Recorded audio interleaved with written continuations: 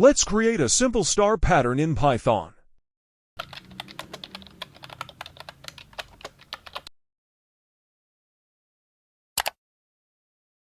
Okay, now let me explain this code for you.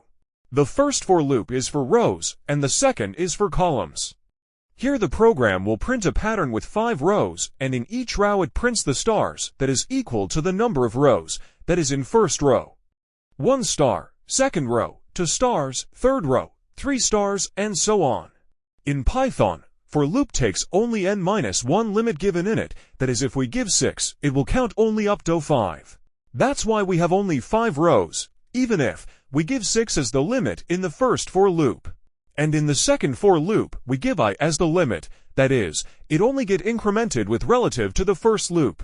I hope you get it. If yes, hit the subscribe button. It's completely free.